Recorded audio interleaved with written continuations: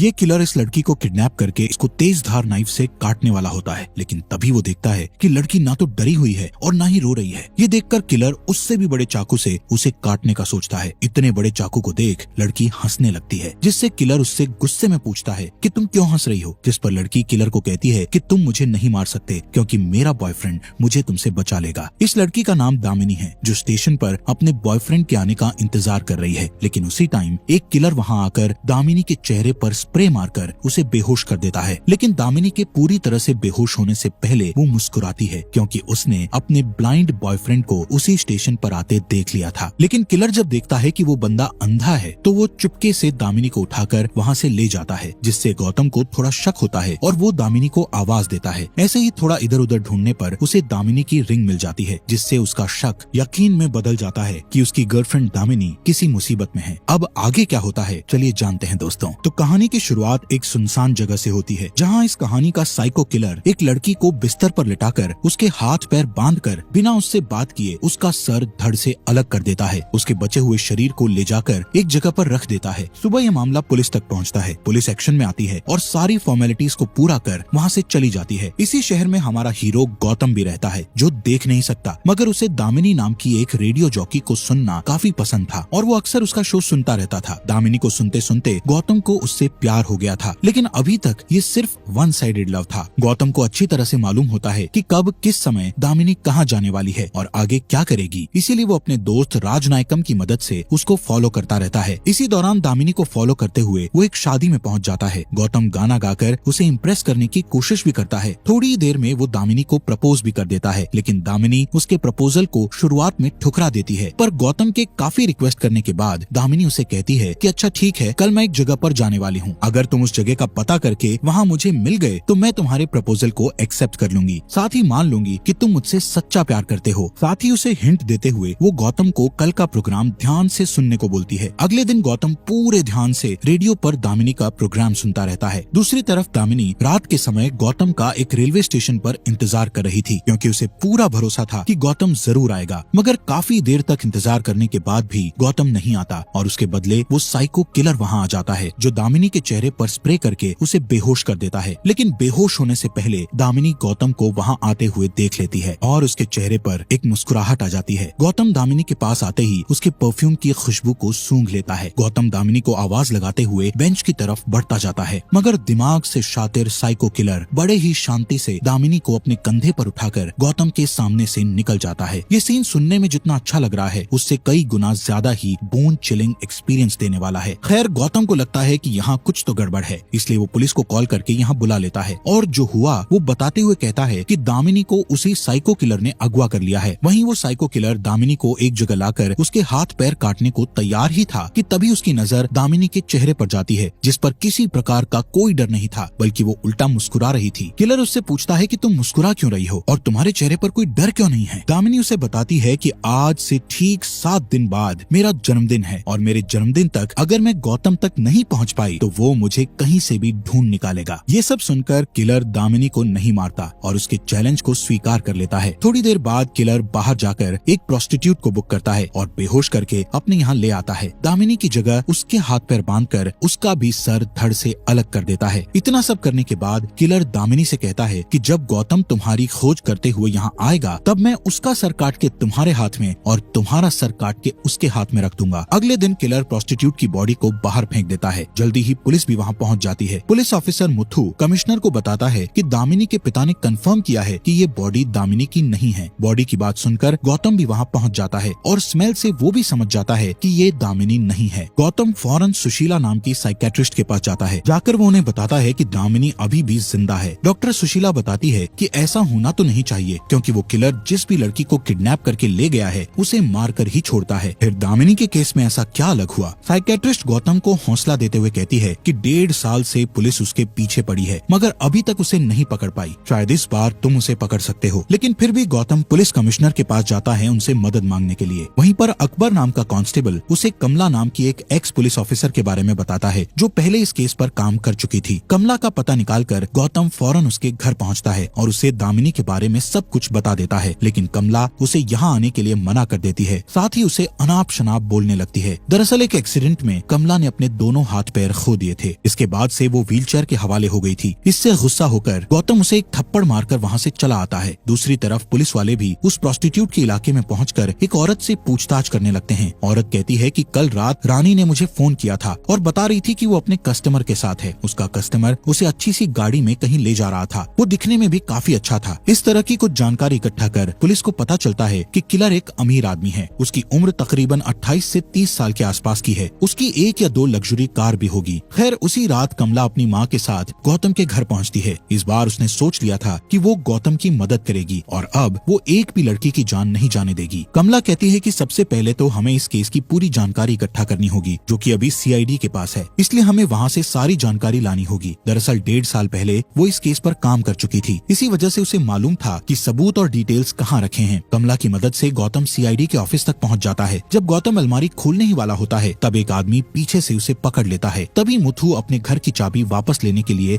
Office में आता है। मुथु को थोड़ा शक होता है पर वहाँ कोई नहीं था। मुथु के जाने के बाद हमको पता चलता है कि ऑफिस में दूसरा इंसान अकबर था और उसने ही उसको छुपा दिया था। कांस्टेबल अकबर गौतम की मदद करते हुए सभी डिटेल्ड पेपर्स की जेरोक्स कॉपी उसे दे देता है। खैर डिटेल्स को घर ले जाकर जब कमला उसको स्टडी करती है तो उसे पता चलता है कि अब कुल मिलाकर 14 लड़कियां गायब हुई हैं। उनमें से 4 तो प्रोस्टिट्यूट हैं और बाकी सभी लड़कियां अपनी फील्ड में काफी सक्सेसफुल थी। इसी तरह जो लड़की किडनैप हुई वो दिन दहाड़े रोड से गायब हो गई। गौतम पुलिस की टीम के साथ सभी विक्टिम्स के घर जाकर किडनैपिंग के बारे में पूछता है। सभी का कहना था कि घर लौटते वक्त रास्ते से उनकी बच्ची गायब हो गई थी। ये सारी बातें सुनकर गौतम हर जगह पर जाता है जहाँ इन लड़कियों को आखिरी बार देखा गया था। गौतम नोटिस करता है सभी क्राइम सीन पर एक चीज कॉमन है, जो कि एक डस्टबिन था, जिससे गौतम और कमला समझ जाते हैं कि जब वो लड़की अपने घर वापस जा रही होगी तो उन्हें डस्टबिन के पास जरूर कुछ दिखा होगा, इसलिए वो अपनी गाड़ी को रोककर उतरी होगी। पास ही खेल रहे बच्चों से पूछने पर उसे पता चलता है कि हमारे बच्चे ने रूपा नाम की लड़की के हाथ में एक पपी को देखा था। इस बात से गौतम और कमला प्रेडिक्ट करते हैं कि पहले किलर एक क्यूट से पपी को खरीदता होगा और उसे लाकर डस्टबिन के पास छोड़ देता होगा। फिर जब लड़की पपी को देखकर अपनी गाड़ी रोकती होगी तभी वो किडनैपर कहता होगा कि ये कुत्ता मेरा है, प्लीज इसे लाकर मुझे दे दो। और जैसे ही लड़की उसके पास जाती होगी वो किसी तरह से उनको बेहोश करके किडनैप कर लेता होगा। दूसरे दिन किडनैपर ठीक इसी प्लानिंग से एक नई लड़की को किडनैप करने वाला होता है, मगर वो इसमें सफल नहीं हो पाता क्योंकि कल कमला और गौतम ने ट्विटर पर ट्वीट करके सबको बता दिया था कि जहाँ पर भी कुत्ता दिखे तो उससे दूर ही रहें। इसलिए ये लड़की किलर के जाल में नहीं फंसी। ट्वीट का पता चलते ही तिलमिलाया हुआ किलर हैकर के पास जाकर ये पोस्ट डिलीट करने को कहता है और काम होने के बाद वो इस हैकर को भी मार देता है। उसी रात किलर उस लड़की को भी किडनैप कर लेता है जो आज सुबह इससे बच गई थी। किलर उस लड़की को अपने यहाँ लाकर एक बार फिर मार डालता है, मगर इस बार वो लड़की का सर काटकर उसका धड़ लाकर गौतम के घर के बाहर रखकर एक मैसेज भेजता है जिस पर लिखा था एडवांस हैप्पी बर्थडे। गौतम को उस लड़की के शरीर से एक अजीब सी महक आती है, इसलिए वो राजनायकम से कहकर एक सफेद और एक काले पिग को लाने के लिए कहता है। राजनायकम ऐसा ही करता है और वो उसके सामने दोनों पिग लाकर रख देता है। गौतम कमला को बताता है कि उसे इस लड़की की बॉडी के साथ ही इससे पहले मरने वाली प्रोस्टिट्यूट लड़की से सफेद पिग वाली गंध आ रही थी। वो लोग एक एक करके सभी पिग फार्म पर जाकर खोजबीन करने लगते हैं, मगर कोई भी पिग फार्म में उनको ऐसा यंग मालिक दिखाई नहीं देता जो किलर के हुलिये के साथ मैच होता हो। इसी दौरान मुथु को ये बात पता चल जाती है कि गौतम और उसकी टीम पिग फार्म जाकर पूछताछ कर रहे हैं क्योंकि मुथु ने एक आदमी को गौतम के पीछे लगा रखा था। मुथु ऐसे ही एक पिग फार्म पर जाता है और इत्तेफाक से एक फार्म का मालिक वही किलर होता है जिसे ये अभी तक खोज रहे थे। पुलिस को अपने यहाँ देख किलर घबरा जाता है और पुलिस वाले को इंजेक्शन लगाकर बेहोश कर देता है। इसके बाद हम पुलिस वाले को उसके कमरे में बंद देखते हैं जिसमें किलर अपने सभी कारनामों को अंजाम दिया करता था। जब वो किलर वहाँ पर नहीं होता, दामिनी उसको होश में लाकर उसे यहाँ से भागने को कहती है, लेकिन मुथु कहता है कि मुझसे नहीं हो पाएगा। थोड़ी देर में वो साइको किलर मुथु के पास आकर उसे भी मार डालता है। इसी तरह सभी पिग फार्म की जांच करने पर गौतम और उसकी टीम के हाथ कोई सबूत नहीं लगता, लेकिन कमला को पूरा भरोसा था कि किलर इन्हीं में से किसी एक पिग फार्म में मौजूद होगा। नतीजे ना मिलने पर बेचारा गौतम काफी दुखी होता है और फैसला करता है कि आज रात वो घर पर अकेला रहेगा। थोड़ी देर बाद साइको किलर की गाड़ी वहाँ आ जाती है। गौतम समझ जाता है कि ये किलर की गाड़ी है, इसलिए वो जानबूझकर अपने घर से बाहर निकलकर अपने हाथ में एक कैक्टस का पौधा लेकर गाड़ी के पास जाता है। वहीं दूर खड़ा राजनायकम अपनी गाड़ी से किलर की गाड़ी को फॉलो करने लगता है। दोनों के बीच में एक काफी लंबी चेज होती है। दुर्भाग्य से राजनायकम किलर के हाथों मारा जाता है। किलर राजनायकम के फोन से गौतम को फोन करके बताता है कि मैं दामिनी को उसके जन्मदिन वाले दिन मार डालूंगा। गौतम को अगले दिन राजनायकम के बारे में पता चलता है। ये सुनकर वो बहुत दुखी होता है, लेकिन राजनायकम उसकी आंखें था, साथ ही एक सच्चा दोस्त भी। पोस्टमार्टम करने वाले डॉक्टर गौतम को उसका सामान देते हुए उसे बताते हैं कि किलर उसकी दाहिने हाथ की छोटी उंगली को काटकर अपने साथ ले गया है। ये सब देखने के बाद गौतम कमला और उसकी माँ को कहता है कि वो अब और किलर के पीछे नहीं भागेगा। इस बात से कमला काफी नाराज हो जाती है और कहती है कि अगर तुम्हें इतनी जल्दी हार माननी थी तो मुझे क्यों निकाला अंधेरे से बाहर? क्या जरूरत थी मुझे उम्मीद देने की? सब मेरी गलती थी जो तुम पर भरोसा किया। अगर उस समय मैं कॉलेज की सीढ़ियों से नहीं गिरी होती तो आज मैं ये केस अकेले ही सॉल्व कर लेती। ये कॉलेज वाली बात सुनकर गौतम और कमला सीधे उस कॉलेज में जाकर पूछताछ करते हैं जहाँ कमला 1.5 साल पहले आई थी। दरअसल यहाँ एक स्टूडेंट का भी मर्डर हुआ था। उसी सिलसिले में कमला यहाँ आई थी। सीसीटीवी फुटेज की जांच करने पर एक सस्पिशियस आदमी दिखाई देता है जो अपना मुंह छुपाए हुए बैठा था। कमला और गौतम दोनों फौरन प्रिंसिपल से मिलते हैं। उनसे पूछते हैं कि ये कौन व्यक्ति है जो इस वीडियो में आपके बगल में बैठा है। प्रिंसिपल उन्हें बताते हैं कि मुझे ये तो नहीं मालूम कि वो आदमी कौन था, लेकिन इतना जरूर कह सकता हूँ कि वो एक लेफ्ट हैंडेड था, क्योंकि उसने मेरे यहाँ पॉपकॉर्न भी बाएं हाथ से लिया था। साथ ही पूरे फंक्शन के दौरान उसका दायां हाथ उसकी पॉकेट में ही था। ये सब जानकर गौतम के दिमाग में एक बात अचानक से स्ट्राइक करती है और वो फौरन ही जाकर राजनायकम के सामान की जांच करता है। इससे उसे क्लियर हो जाता है कि किलर की दाहिने हाथ में छोटी उंगली नहीं है। दरअसल ये सुराग था जो गौतम का दोस्त उसके लिए छोड़कर गया था। जब किलर गौतम के घर आया था